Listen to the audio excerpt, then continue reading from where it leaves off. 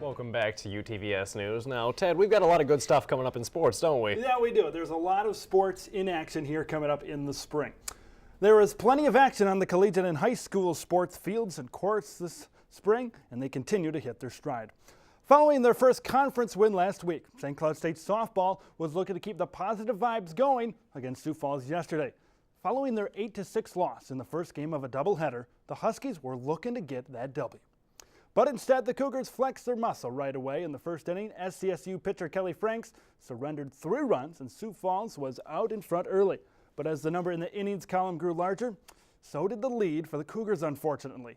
After adding 1 run in the third, the Cougars added 3 more runs, totaling 7 on the day. The Huskies got the old goose egg off the board in the 5th inning, but that was all they got. SCSU is now 7-17-1 overall and 1-5-1 in NSIC conference play following Monday's games. The Husky Dome has been a familiar home for SCSU softball, and today's game versus Minnesota Crookston made the Husky Dome not only familiar but friendly as well. The Huskies scored early and often. Megan Lanin and Brianna Canova started the scoring early as they knocked in runs and got the Husky train chugging down the tracks. The Huskies scored 7 combined runs in the first 2 innings as they were able to capture a 9-0 win, second conference win of the season.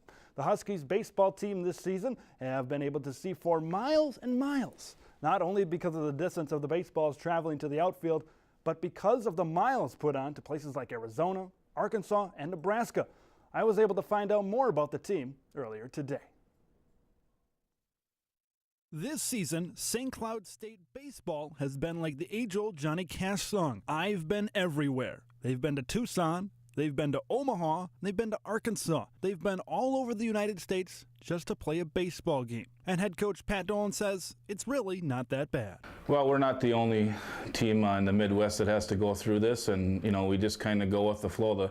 The great thing is we've only really lost 3 games due to weather with the crazy weather we've had, so really not that big of an issue. Most of our long trips are going to be gone, and nice 7-hour easy trip to Omaha and Minot the last 2 weeks, and from here on out it looks like the trips will be a little bit shorter for us. The weather in central Minnesota may be just heating up, but one player has been hot all year long. And that would be the man they call Eric Locksterkamp. He's been the leadoff hitter for St. Cloud State baseball this season, and he propels the Husky offense. Locksterkamp is as good as a player that I've ever coached, and he's finally healthy. But he's taken away so many hits in center field, and he's got pop as a leadoff batter. He can hit some doubles, and Gapper's had his first home run this past weekend, but more importantly, he sets the table and he works a lot of pitches, sees a lot of pitches and works some good at-bats and gets on base, and that's what you want out of a leadoff hitter. We use the word hot to describe Eric Locksterkamp, but Pat Dolan uses the word dominant to describe pitcher Kyle Fisher. He's been just dominant the entire year, and you hate to say you expect that out of an All-American pitcher, but in a sense you do. I mean, he's dominated at the Northwoods League, he's dominated at our level, and when we give him the ball, we know that we have a very good chance at winning the ball game. With names like Locksterkamp and Fisher propelling the St. Cloud State baseball team, they do have the pieces in place to make a big postseason run. But Coach Dolan says they still do have a couple of things they do need to work on.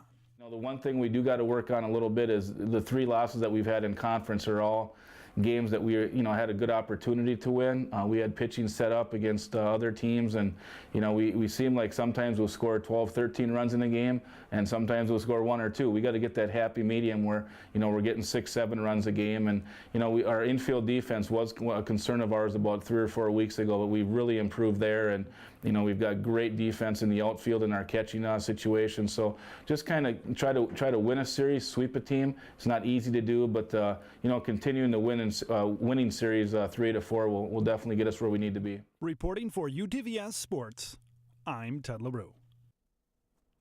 The Huskies had their first outdoor practice today. Let's hope the weather stays nice so we can see some games outside very soon.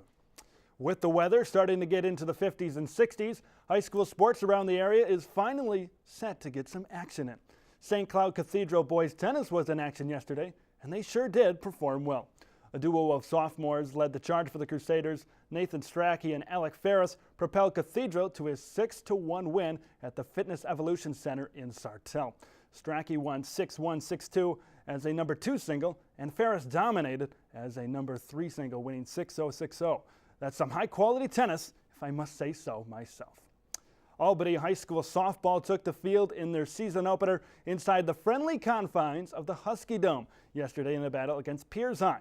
The game was swung in favor of the Piers Pioneers in the second inning when Albany committed 2 errors, allowed 4 hits, and eventually Piers poured it on by scoring 6 runs in that second inning. Albany was led by junior third baseman Olivia Betton. Olivia had 3 hits in 4 plate appearances. Danny Toghill also contributed to the cause as she had 2 hits. Although it's a slow start, Albany did show a few flashes of brilliance. Guys, that's the wrap on sports here today. Last night, the Minnesota Wild were able to win against Winnipeg Jets 1-0. They're coming ever closer to clinching a playoff berth. So good news all across sports. Yeah. Nice. Sounds like that was a pretty good game then. Yeah, it was. I mean, last night, obviously, Wild 1-0, and they're a few games away from getting to that 8th and final playoff spot. And the hockey heat is heating up here in the States. Yeah.